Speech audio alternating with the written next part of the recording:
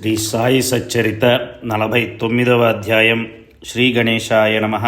శ్రీ సరస్వత్యై నమః. శ్రీ గురుభ్యో నమః. శ్రీ కులదేవతాయై నమః. శ్రీ సీతారామచంద్రాభ్యాం నమః. శ్రీ సద్గురు సాయినాథాయ నమః. సద్గురు స్తవనాన్ని సాంగోపాంగంగా చేయలేక వేదాలు పురాణాలు అలసిపోయాయి. అటువంటప్పుడు నేను ఏమీ తెలియని అజ్ఞానిని కనుక ఊరక ఉండటం ఉత్తమం.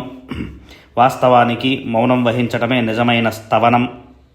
కానీ సాయి యొక్క ఒక్కో సుగుణం మౌనాన్ని మరిపింపచేస్తూ ఉంది. అగాధమైన లీల ధన్యం. దానిని చూచిన నేను ఊరకుండలేను. పక్వాన్నాల రుచి జిహ్వకు తగలగానే మనసుకు శ్రోతలు గుర్తుకు వచ్చారు. వారిని కూడా నా పంక్తిలో చేర్చుకోవటం వలన మాధుర్య రుచి మరింతగా ద్విగుణీకృతమవుతోంది అని అనిపించింది. అందువలననే ఈ భోజనం చక్కగా తయారైంది. భక్ష్యాలు బాగా రుచికరంగా ఉన్నప్పటికీ సజ్జనులు స్నేహితులు పంక్తిలో లేకుండా ఒంటరిగా ఉంటే వాని మాధుర్యం చప్పబడిపోతుంది. సాయి సకల అవాప్త కాముడు, సాయి సకల సంతలలాముడు, సాయి భక్తులకు విశ్రామధామం. వారు దుర్భరమైన భవచక్ర భ్రమణాన్ని నివారించేవారు. భాషకు అందని వారి లీలలను నా వాక్కుతో వర్ణించలేను. తర్క బుద్ధికి అందని వారి అతర్క్య కళ నాకు ఎలా అర్థమవుతుంది? కళ్యాణానికి కళ్యాణప్రదమైన సాయి ఈ గ్రంథాన్ని పూర్తి చేయటానికి కృపతో తమ కథలను గుర్తుకు చేస్తారు. అగాధమైన వారి మహిమలను వర్ణించను ఎవరు సమర్థులు? వారు వాక్కే వెనకకు తిరిగిపోయినప్పుడు ఇక పశ్యంతి మధ్యమల మాట ఎవరు చెప్పగలరు? ఆ మూడు నోరు తెరవకపోతే నాలుగవదైన వైఖరి ఏం చేయగలదు? ఈ విషయం నాకు బాగా తెలిసినా నా మనసు ఊరుకోవడం లేదు. సద్గురు చరణాలలో తల్లీనులు కాకపోతే ఆత్మ యొక్క యథార్థ స్వభావం చేజిక్కదు. సత్పురుషులు సాక్షాత్తు శ్రీహరి స్వరూపులు. వారి అనుగ్రహం కోసం ప్రార్థించాలి. గురు చరణాలయందు ప్రేమ, దీనినే మనం సంపాదించుకోవాలి.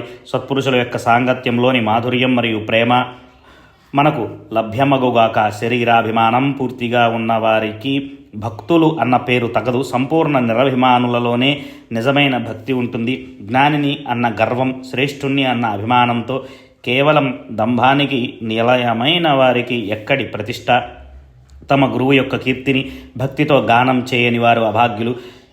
చెవుడు లేకున్నా విననివారు మూర్తిభవించిన మందమతులు. తీర్థవ్రతాలు, యజ్ఞాలు, దానాల కంటే తపస్సు చేయటం శ్రేష్టం. తపస్సు కంటే అధికం హరిభజన. తమ గురువును ధ్యానించటం అన్నిటికంటే శ్రేష్టం. సాయి భక్తులకు సాయియే ధ్యాన ధారణలు, సాయియే వారి దేవతార్చనలు, సాయియే వారి గుప్తనిధి. ఆ నిధిని కృపణత్వం లేకుండా రక్షించుకోవాలి. నాకు ఒకప్పుడు బద్ధకం కలగవచ్చు, కానీ అంతర్యామి అయిన సాయికి అలసట లేదు. నేను కథలను మరచిపోతే వారు నాకు సమయానికి సరిగ్గా గుర్తు చేస్తారు. ప్రశాంతంగా ఒక క్షణం కూర్చుందామనుకుంటాను, కానీ నా కోరిక సాగదు. అకస్మాత్తుగా బాబా కథను స్ఫురింపచేస్తే నేను వెంటనే కలం చేతికి అందుకోవలసిందే. ఇటువంటి అమోఘమైన కథలను భక్తులకు వినిపించటానికి మరియు నా శ్రేయస్సు కోసం ఈ సచ్చరిత రచనకు నన్ను ప్రేరేపించారు. సత్పురుషులు తమ కథను తామే రచిస్తారు. వారి స్ఫూర్తి లేకపోతే రచన రసవత్తరంగా కాక అంతా చప్పగా ఉంటుంది. అలా సాయి దయామయులు నా మనసులో ప్రవేశించి తమ గ్రంథాన్ని రచింపచేసి నా మనోభీష్టాన్ని తీర్చారు. నోటితో శ్రీ సాయి నామాన్ని జపిస్తూ, మనసుతో వారి వచనాలను చింతన చేస్తూ, హృదయంలో వారి రూపాన్ని ధ్యానిస్తూ ఉంటే నాకు సంపూర్ణమైన శాంతి లభిస్తుంది. నోటితో సాయి నామం, అంతరంగంలో సాయిపై ప్రేమ ఉండి శ్రీ సాయి విడిపించుకోవటానికి సాయి ఆరాధన కంటే మరో సాధన లేదు. శ్రీ సాయి ప్రీత్యర్థం కర్మను చేసేవారికి సాయిబాబా చాలా రుణపడి ఉంటారు. ప్రపంచ బంధనాలను విడిపించుకోవటానికి సాయి ఆరాధన కంటే మరో సాధన లేదు. పరమ పావనమైన సాయి కథను సదా శ్రవణం చేయడం సుఖదాయకం. పాదాలతో సాయికి ప్రదక్షిణం, కళ్ళతో సాయి యొక్క దర్శనం, శ్రవణాలతో సచ్చరిత శ్రవణం చేయండి. సర్వాంగాలతో సాయిని ప్రేమగా ఆలింగనం చేసుకోండి. అష్టాంగాలతో సాయికి సాష్టాంగపడండి. శిరస్సును వారి చరణాలయందు ఉంచండి. జిహ్వతో వారి నామస్మరణం చేయండి. నాసికతో వారి నిర్మాల్యాన్ని వాసన చూడండి. ఇప్పుడు పూర్వ కథానుసంధానం. గత అధ్యాయంలో చమత్కారాలయందు ప్రీతిగల ఒక భక్తుని కథ చెప్తానని శ్రోతలకు మాట ఇచ్చాను. స్వార్థాన్ని సాధించుకోవాలన్న కోరిక లేదా పరమార్థ పరాయణత కానీ లేకపోతే సత్పురుషుల మహిమ తెలియదు. ఎవరైనా సాధువుల గొప్పతనాన్ని వర్ణిస్తే విశ్వసించరు. స్నేహితులు సాయిబాబా మహిమను వర్ణించగా విని విశ్వాసం లేకుండా దోషాలను మాత్రమే చూచేవారు. స్వయంగా అనుభవిస్తే తప్ప సృష్టిలో దేనిని నమ్మరు. హరి కనోబా అను వ్యక్తి ముంబై నుండి స్నేహితుని వెంట సాయిబాబాను పరీక్షించాలని బయలుదేరాడు. అందరి హృదయాలలోనూ విరాజమానులై ఉన్న సాయి యొక్క కళా కౌశలాన్ని చక్కగా ఎవరు తెలుసుకోగలరు? హరిబాబు షిరిడీకి బయలుదేరిన కారణం సాయి సమర్థులకు తెలుసు. అతడు కేవలం చమత్కారాన్ని చూడాలని వచ్చినవాడు. అతని అర్హత అంతే. కనుక బాబా అతనికి అట్లే ఒక వింతను చూపించి అతనికి తమ యందు విశ్వాసాన్ని కలగచేసి అతని శ్రమను సార్థకం చేశారు. నిజంగా సత్పురుషులు ఉపాయంతో కార్యాన్ని సాధిస్తారు. హరిబాబు స్నేహితునితో కోపరగాంలో టాంగా బండిలో కూర్చున్నాడు. గోదావరిలో స్నానం చేసిన వెంటనే షిరిడీకి బయలుదేరాడు. కోపరగాం నుండి షిరిడీ చేరుకోగానే కాళ్ళు చేతులు కడుక్కొని హరిబాబు సాయి సత్పురుషుని దర్శించుకోవాలని బయలుదేరాడు. అతడు తలకు జరీ తలపాగా కట్టుకుని కాళ్లకు కొత్త చెప్పులను తొడుక్కుని సాయిబాబాను చూడాలని చాలా ఉత్సుకతతో వచ్చాడు. మసీదు వద్దకు వచ్చి దూరం నుండే సాయిబాబాను చూచి వారి సమీపానికి వెళ్ళి వారికి సాష్టాంగ ప్రణామం చేయాలని అతనికి అనిపించింది. కానీ చెప్పుల వలన ఇబ్బంది, వారిని భద్రంగా పెట్టడానికి అక్కడ స్థలం లేదు. అయినా అక్కడే ఒక మూల జాగ్రత్తగా భద్రపరిచాడు. తరువాత దర్శనానికి పైకి వెళ్ళి భక్తిగా సాయి చరణాలకు నమస్కరించి విభూది ప్రసాదాన్ని తీసుకుని తిరిగి బసకు బయలుదేరాడు. కాళ్లకు చెప్పులు తొడుక్కోవాలని చూస్తే ఎంత వెతకినా అవి కనిపించలేదు. వానిపై ఆశను పూర్తిగా వదులుకొని దుఃఖంతో చెప్పులు లేకుండా తిరిగి వచ్చాడు. అక్కడ చాలామంది భక్తులు వస్తూ పోతూ ఉంటే ఎవరిని అడగాలో ఏం తోచలేదు. ఇలా అతని మనసు వికలమైపోయింది. అతని కళ్ళ ఎదుట చెప్పులు, మనసులో చెప్పులు, ఆలోచనలే. అతని ధ్యానం చెప్పుల మీదే. అవి ఎంతగానో నచ్చితే ఇష్టపడి కొనుక్కున్నాడు. ఆ చెప్పులు పోయాయి అంటే ఎవరో దొంగలు దొంగిలించి ఉంటారని అతనికి నిశ్చయమైపోయింది. తర్వాత స్నానం చేసి పూజా నైవేద్యం అవి అయ్యాక పంక్తిలో కూర్చుని భోజనం చేశాడు. కానీ అతని మనసుకు శాంతి లేదు. ఆ సభా మండపం, సాయిబాబా ఉండే స్థానం, అక్కడి నుండి వారి దృష్టిని తప్పించుకుని ఎవరైనా చెప్పులను తీసుకు వెళ్ళిపోవటం ఏమైనా చిన్న విషయమా? అతనికి ఆందోళన, అన్నపానీయాల మీద మనసు లేదు. భక్తులందరితో పాటు అతడు చేతులు కడుక్కోవటానికి వచ్చాడు. ఇంతలో ఒక మరాఠా కుర్రవాడు హరిబాబు పోగొట్టుకున్న చెప్పులను ఒక కర్రకు తొడిగి జెండాలా పట్టుకుని అకస్మాత్తుగా అక్కడికి వచ్చాడు. భక్తుల భోజనం చేసి చేతులు కడుక్కుంటున్నారు. బాబా ఈ కర్రను నా చేతికి ఇచ్చి పంపారు అంటూ కుర్రవాడు వెతుక్కుంటూ వచ్చాడు. హరికా బేటా జరికా ఫేటా అని అరుచుకుంటూ వెళ్ళు బాబు అని నా చెప్పులు అని ఆతురతతో అడిగిన వారికి వీనిని ఇచ్చేయి. కానీ హరికా బేటా ఎవరో చూసి అతని వద్ద జరీ తలపాగా ఉందా అని ముందు నిశ్చయించుకుని ఇవ్వు, ఏం గొడవ చేయకు అని చెప్పారు. ఆ మాటలు చెవులలో పడగానే హరిబాబు పరిగెత్తుకుని వెళ్ళి కళ్ళతో చూచి తన చెప్పులను గుర్తుపట్టి ఆశ్చర్యపోయాడు. కళ్ళ నుండి ఆనందాశ్రులు దొర్లాయి. శరీరం పులకించింది. పోయిన చెప్పులు కనిపించగా అత్యంత చకితుడయ్యాడు. ఆ అబ్బాయికి ఇక్కడకు రా అని పిలిచి ఆ చెప్పులను నా వద్దకు పట్టుకునిరా, ఏది నన్ను చూడనివ్వు అని వారిని చూచి ఇవి నీకు ఎక్కడ దొరికాయి సరిగ్గా చెప్పు అని అడిగాడు. ఆ అబ్బాయి నాకేం తెలియదు, నేను బాబా ఆజ్ఞను పాటించాలి. హరికా బేటా ఎవరో వారు నాకు జరీ తలపాగా చూపించాలి, వారికే ఈ చెప్పులు ఇస్తాను, నాకు వేరే గుర్తులు తెలియవు. బాబా చెప్పిన గుర్తులు తెలిపిన వారే ఈ చెప్పులు తీసుకుంటారు అని అనగా హరిబాబు ఒరే బాబు ఇవి నా చెప్పులేరా అని అంటే ఆ అబ్బాయి ఇవ్వలేదు. అప్పుడు అతడు బాబా చెప్పిన గుర్తులను కుర్రవాడికి చెప్పి ఒరే బాబు నేనేరా హరిని కానుహోబా కొడుకుని, బాబా మాట నిజంగా నాకే వర్తిస్తుంది, ఇదిగో జరీ తలపాగా చూడు, నీ సందేహం తొలగిపోతుంది, చెప్పులు నావేనని నిశ్చయం అవుతుంది, వీనిని ఇతరులెవరో కోరరు అని అన్నాడు. ఆ అబ్బాయికి అంతా అర్థమైన తర్వాత ఆ చెప్పులను హరిబాబుకు ఇచ్చేశాడు. ఈ విధంగా హరిబాబు యొక్క కోరిక తీరి సాయి సత్పురుషులకి అనుభవమైంది. సాయి సత్పురుషులని తెలుసుకోగలిగాడు.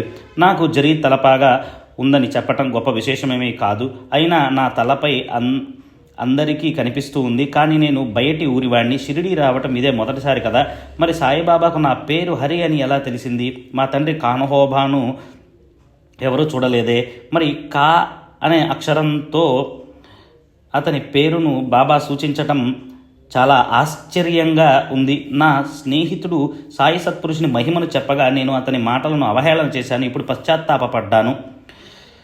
ఇప్పుడు అనుభవమయ్యాక సాయిబాబా ప్రభావం తెలిసింది. నా సంశయాలు తొలగిపోయాయి. శ్రీ సాయి మహాత్ములు మనసులో ఎలాంటి భావం ఉంటే అనుభవం కూడా అట్లే అవుతుంది. హరిబావుకు అట్లే అయింది. సత్పురుషుని పరీక్షించాలనే తప్ప పరమార్థం సంపాదించుకోవాలన్న కోరిక అతనికి లేదు. సాయి సమర్థులు మహాత్ములని స్నేహితులు బంధువులు తమ అనుభవాలను చెప్పగా ఆ విశేషాలను తాను స్వయంగా చూడాలని అనుకోవటం, అతడు షిరిడీకి రావటానికి కారణం సత్పురుషుల చరణాల్లో ప్రాణాలు అర్పించుకుందాం, దానివల్ల భగవంతుని ఆచూకీ తెలుస్తుంది అని అతని మనసులో కించిత్తైనా కోరిక లేదు.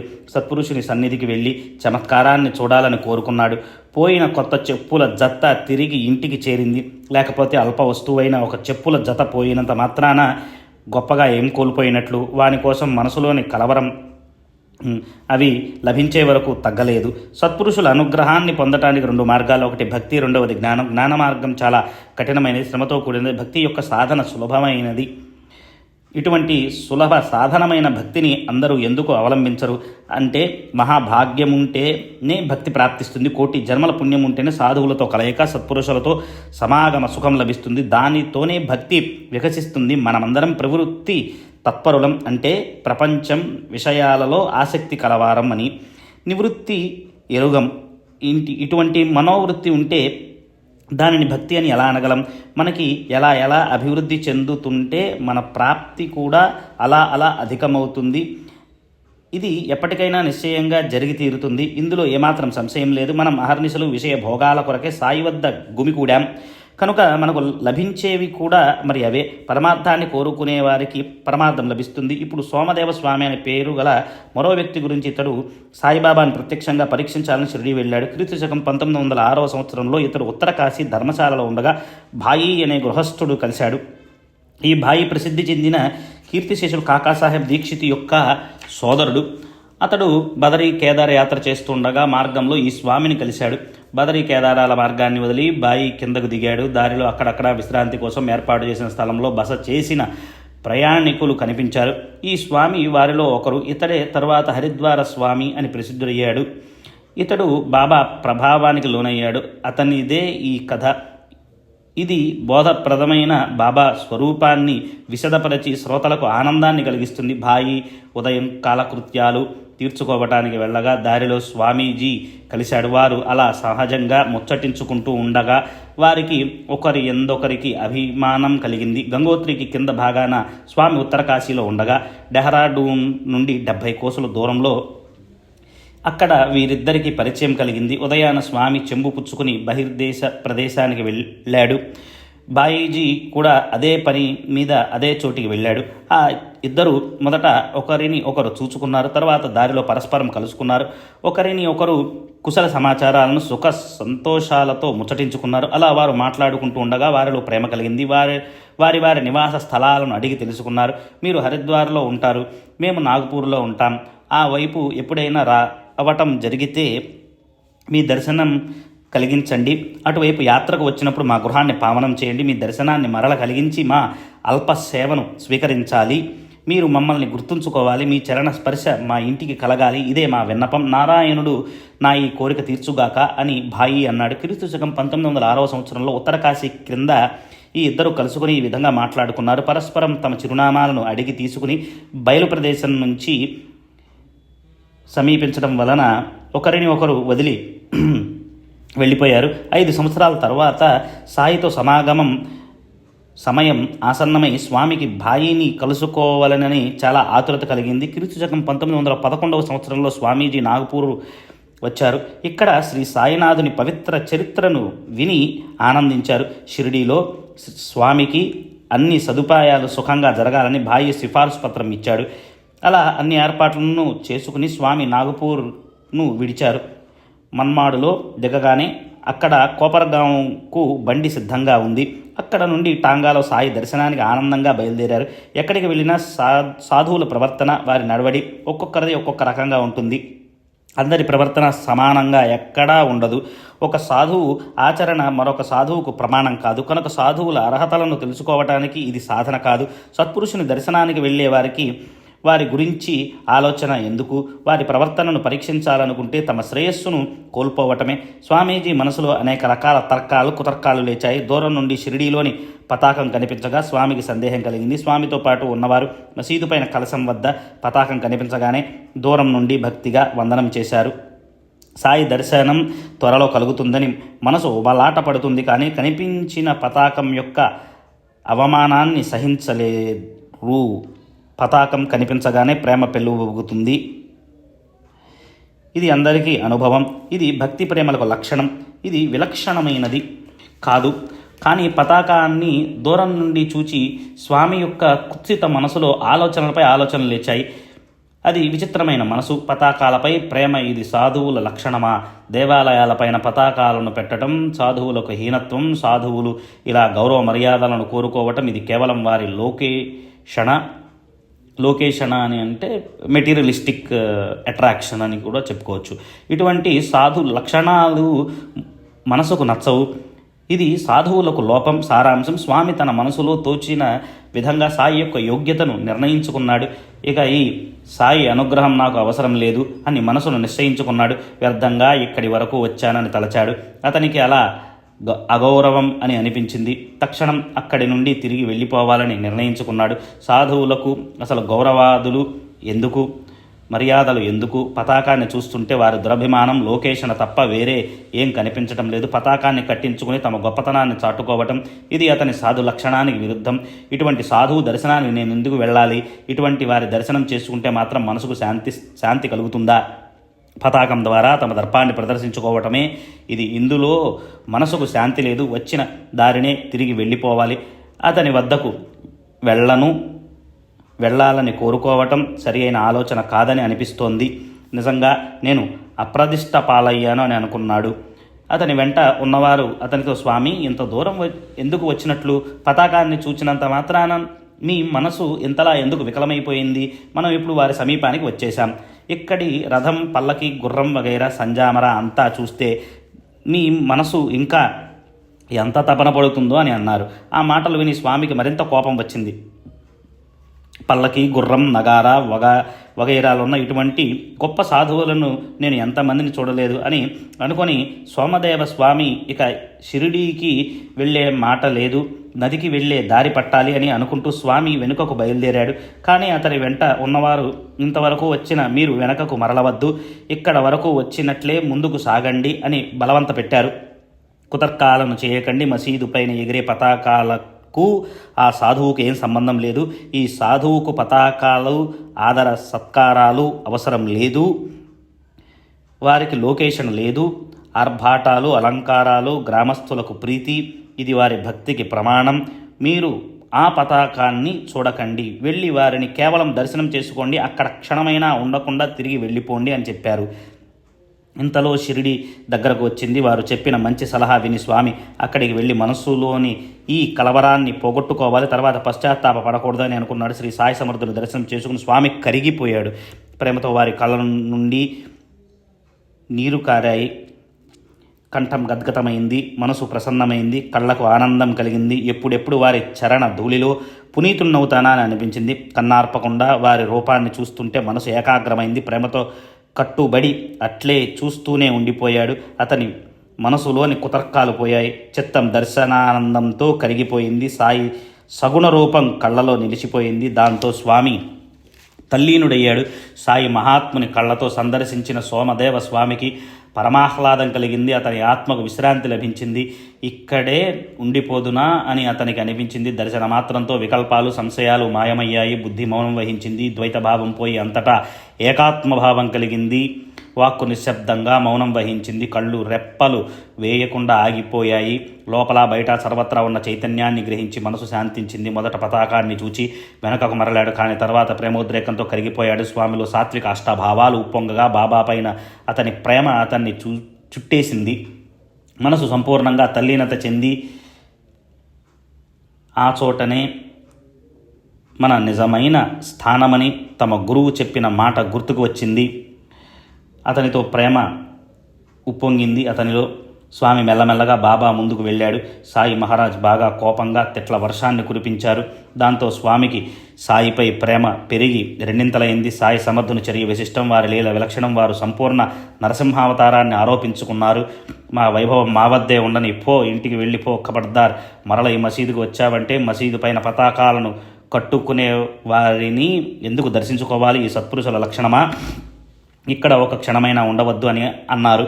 తర్వాత స్వామి సందేహంతో సభామండపంలో ప్రవేశించి బాబా దూరం నుండి చూచిన స్వామి ఊరికే ఉండలేకపోయాడు. తాను అన్న మాటలు అక్షరం చెవులలో ప్రతిధ్వనించగా ఈ మహారాజ్ అంతర్జ్ఞాని అని అనుకుని స్వామి అక్కడికక్కడి లజ్జితుడయ్యాడు. నేను ఎంత బుద్ధి లేనివాణ్ణి, నేను ఎంతటి అజ్ఞానుణ్ణి, వీరు ఎంతటి జ్ఞానులు, ఎంతటి నిర్మలాంతఃకరణం కలవారు, నేను ఎంత విరుద్ధంగా ఆలోచించాను అని అనుకున్నాడు.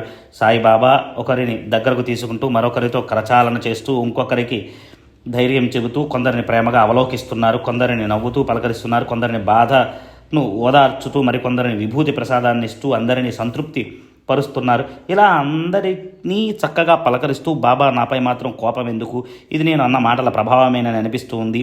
ఇది వారి కోపం కాదు, ఆనందాన్ని కలిగించే వారి బోధ. తర్వాత స్వామి సాయిబాబా వద్ద ఉన్నాడు. వారి కృపతో నిర్మలుడే వారి చరణాలలో శాశ్వతంగా స్థిరపడ్డాడు. సాయి భక్తి ప్రభావంలోని శక్తి మదమాత్సర్యాలను దుర్వాసనలను తొలగించుగాక, ఐశ్వర్యాన్ని ధైర్యాన్ని శాంతిని కలిగించుగాక, భక్తులను కృతకృత్యులను చేయుగాక. ఈ చరాచర సృష్టి యక్షులతోనూ గంధర్వులతోనూ సురాసురులతోనూ నిండి ఉంది. విశ్వంభరుడు ఈ విశ్వమంతటా వ్యాపించి ఉన్నాడు. అయినప్పటికీ అతడు ఎల్లప్పుడూ నిరాకారంగా ఉండే ఒక ఆకారాన్ని గ్రహించకపోతే ఆకారంలో ఉన్న మన మానవులకు అది ఏమాత్రం ఉపయోగపడేది కాదు. అంటే దీని అర్థం సాయిబాబా లీలా విగ్రహ రూపాన్ని ధరించి ప్రజల వ్యవస్థను సరిదిద్దకపోతే, దుష్టులను దుర్జనులను అదుపులో పెట్టకపోతే వారి అనుగ్రహం భక్తులకు ఎలా కలిగి ఉండేది?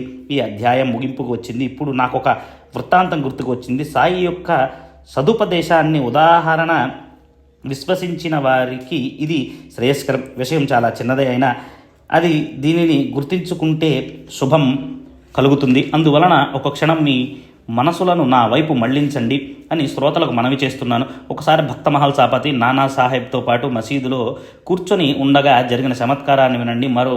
ఎవరో శ్రీమంతుడైన ఒక గృహస్థుడు వైజాపురి నివాసి సాయి సమర్థుని దర్శనాభిలాషతో కుటుంబ సమేతంగా అక్కడికి వచ్చాడు. అతనితో వచ్చిన గోషాలో ఉన్న స్త్రీలను చూచి నానా తనలో సంకోచించాడు. వారికి ఇబ్బంది కలగకుండా తాను స్వయం అక్కడి నుండి లేచిపోవాలని తలచాడు. అందువలన నానా లేవబోతుండగా బాబా అతన్ని వారిస్తూ, వచ్చేవారు పైకి వస్తారు, నీవు నిశ్చింతగా కూర్చో అని చెప్పారు. వారు కూడా దర్శనానికి వచ్చారు. మీరు నిరభ్యంతరంగా రండి అని ఎవరో గృహస్థునికి సూచించారు. వారు వచ్చి సాయికి వందనం చేశారు. వారిలో ఒక స్త్రీ తన మేలి ముసుగును పక్కకు తొలగించింది. వంగి బాబా పాదాలకు వందనం చేస్తుండగా ఆమె యొక్క అద్భుత సౌందర్యాన్ని చూచి నానాసాహెబ్ మోహితుడయ్యాడు. అందరి ఎదుట చూడటం అసభ్యం, చూడకుండా మనసును ఆగటం లేదు, మనసును నిగ్రహించుకోలేకపోయాడు. ఏం చేయాలో అతనికి తెలియలేదు. బాబా సమక్షంలో చాలా సిగ్గుపడిపోయాడు. అందువలన ముఖాన్ని పైకి ఎత్తలేకపోయాడు. అతని దృష్టి చంచలమవసాగింది. నానా అటువంటి క్లిష్ట పరిస్థితులలో చిక్కుకుని పోయాడు. నానా యొక్క ఈ అంతరంగం స్థితిని సర్వాంతర్యామైన సాయిబాబా గ్రహించారు. ఇతరులకు అది ఎలా అనుభవం అవుతుంది? వారు పదాల అర్థాల కోసం శ్రమిస్తారు. నానా యొక్క చంచలమైన మనోవృత్తిని తెలుసుకుని అతని మనసును స్థిరపరచడానికి బాబా ఏమి ఉపదేశించారో వినండి. నానా, ఎందుకు మనసులో ఆందోళన పడుతున్నావు? ఇంద్రియాలు వాని ధర్మాలను ఆచరిస్తూ ఉండగా వాటిని ఎవరు అడ్డుపెట్టరాదు. కారణం, అందులో ఏం హాని లేదు. బ్రహ్మదేవుడు రచించిన సృష్టిలోని అతని కళా కౌశలాన్ని మనం గ్రహించకపోతే సృష్టిలోని రసికత వ్యర్థమైపోతుంది. అంతా క్రమక్రమంగా సరి అవుతుంది. ముందు ద్వారం తెరిచి ఉండగా వెనక ద్వారం వద్దకు వెళ్ళటం ఎందుకు? మనసు నిర్మలంగా ఉంటే ఎటువంటి కష్టాలు ఉండవు. మనసులో దురాలోచనలు లేనప్పుడు దాపరికం ఎందుకు? కన్ను చూచే పనిని చేస్తుంది. ఇక్కడ సంకోచం ఎందుకు అని చెప్పారు. అప్పుడు అక్కడ మాధవరావు కూడా ఉన్నాడు. అతనిది అసలే పరిశోధించే స్వభావం. తన జిజ్ఞాసను తీర్చుకోవటానికి బాబా మాటల యొక్క భావాన్ని నానాని అడిగాడు. నానా మాధవరావుతో ఇప్పుడు ఊరుకో, బసకు వెళ్ళేటప్పుడు దారిలో బాబా మాటలను అర్థం చెబుతానని చెప్పాడు. క్షేమకుశల వార్తలన్నీ ముగిశాక సాయి సమర్థుని పాదాభివందనం చేసి నానా తన బసకు బయలుదేరాడు. అతని వెంట మాధవరావు వెళ్ళాడు. అతడు వెంటనే నానా అంతా క్రమక్రమంగా సరి అవుతుంది అన్న బాబా మాటలు అర్థం స్పష్టంగా తెలియచేయి అని అడిగాడు. అతని జవాబు చెప్పడానికి నానాకు మనసు అంగీకరించలేదు. అందుచేత ఆ విషయాన్ని మరిపింప చేయాలని ప్రయత్నించాడు. దాంతో మాధవరావు అనుమానం మరింత పెరిగింది. అతని మనసుకు ఊరట కలగా లేదు. సత్పురుషుడు అప్పుడు నానా జరిగిన విషయాన్నంతా మనసు విప్పి చెప్పి మాధవరావు సందేహాన్ని తీర్చి ఆ సమస్యను పరిష్కరించారు. బాబా ఎంత సమర్థులు! వారు అంతఃకరణ సాక్షి కనుక ఎవరు దృష్టి ఎటు వెళ్ళినా మళ్ళినా వారికి అంతా ప్రత్యక్షం. ఇటువంటి వింతైన విషయం వింటే శ్రోతలకు ఆశ్చర్యం కలుగుతుంది. ఇందులోని గర్భితమైన అర్థాన్ని గమనిస్తే అత్యంత అమూల్యమైన స్థైర్యం, శాంతి లభిస్తాయి. మనసు అసలే చంచల స్వభావం కలది. దీనిని స్వేచ్ఛగా విహరించనీయరాదు. ఇంద్రియాలు కలవరపెట్టినా శరీరం ఉద్రేకపడకూడదు. ఇంద్రియాలపై నమ్మకం, విషయ సుఖ భోగాలను అనుభవించాలనే లాలస ఉండకూడదు. మెల్లమెల్లగా అభ్యాసం చేస్తే మనోచాంచల్యం శాంతిస్తుంది. బానిస వలె ఇంద్రియాలకు ఆధీనమైపోరాదు. అవి కూడా ఎప్పుడూ అణగి ఉండవు. సందర్భానుసారంగా వారిని జాగ్రత్తగా నిగ్రహించాలి. రూపం, దృష్టి యొక్క విషయం, వస్తువు యొక్క సౌందర్యాన్ని నిర్భయంగా చూడవచ్చు. అక్కడ సిగ్గుపడాల్సిన అవసరమేముంది? దుర్బుద్ధికి చోటివ్వకూడదు. మనసును వాసనారహితంగా చేసుకుని పరమేశ్వరుని సృష్టిని అవలోకించండి. ఇంద్రియాలు సహజంగా నిగ్రహింపబడతాయి. విషయభోగాలు విస్మరణ కలుగుతుంది. రథాన్ని కోరుకున్న చోటుకు తీసుకుని వెళ్ళటానికి సారథి మూల కారకుడై ఉన్నట్లే బుద్ధి ఇంద్రియాలను వాని ఆకర్షణ వల్ల నుండి దక్షతతో రక్షిస్తుంది. సారథి రథాన్ని అదుపులో ఉంచినట్లే బుద్ధి ఇంద్రియ దమనం చేసి శరీరం యొక్క స్వేచ్ఛ విహారాన్ని, మనసు యొక్క చంచలత్వాన్ని అదుపులో ఉంచుతుంది. శరీరం, ఇంద్రియాలు, మనసుతో కూడుకున్నట్టి జీవుని భోక్తృత్వం ముగిసిపోగానే పరమేశ్వర ప్రాప్తి. బుద్ధి యొక్క సామర్థ్యం వలననే కళ్ళు మొదలగు ఇంద్రియాలు, గుర్రాలు, రూపరసాది విషయాలు నరకానికి తీసుకుని వెళ్ళే మార్గాలు. విషయ సుఖాభిలాష ఏ కొంచెమైనా ఉన్నా అది పారమార్థిక సుఖాన్ని నాశనం చేస్తుంది. అందుచేత వారిని నిశ్శేషంగా త్యజించండి. అప్పుడే మీకు మోక్షప్రాప్తి. బాహ్యేంద్రియాలను అదుపులో ఉంచుకుని మనసులో విషయాసక్తి ఉంటే జనన మరణాలు అంతం కావు. విషయాలు అత్యంత ఘాతుకాలు. వివేకి అయిన సారథి ఉంటే పగ్గాలను తెలివిగా చేత్తో పట్టుకుంటాడు. అప్పుడు ఇంద్రియాలనే గుర్రాలు కలలో కూడా చెడు దారిలో పోవు. ఇలా మనసును శాంతింపచేసే నిగ్రహవంతులు, దక్షుడు, కుశలుడు, చతురుడు అయినటువంటి సారథి భాగ్యవశాత్తు లభిస్తే ఒక విష్ణు ప్రాప్తికి ఎంతో దూరం ఉండదు. అదే పరబ్రహ్మ పదం. ఆ బ్రహ్మకే మరో పేరు వాసుదేవ. అదే సర్వోత్కృష్టమైన పరమపదం, పరాత్పరుని పరంధామం. ఈ అధ్యాయం ముగిసింది. తర్వాతి అధ్యాయం ఇంతకంటే మధురమైనది. సద్భక్తుల మనసులను రంజింపచేస్తుంది. క్రమంగా శ్రవణం చేయండి. జగచ్చాలకుడు, బుద్ధి ప్రేరకుడైన సద్గురు చరణాలయందు హేమాడ్ కృతజ్ఞతగా పూర్వకంగా మస్తకాన్ని సమర్పిస్తున్నాడు. స్వస్తి శ్రీ సంత సజ్జన ప్రేరితము భక్త హేమాడ్ పంత్ విరచితమైన శ్రీ సాయి సమర్థ సచ్చరితంలో సాధు పరీక్ష మనో నిగ్రహమను 49వ అధ్యాయం సంపూర్ణం. శ్రీ సద్గురు సాయినాథార్పణమస్తు. శుభం భవతు.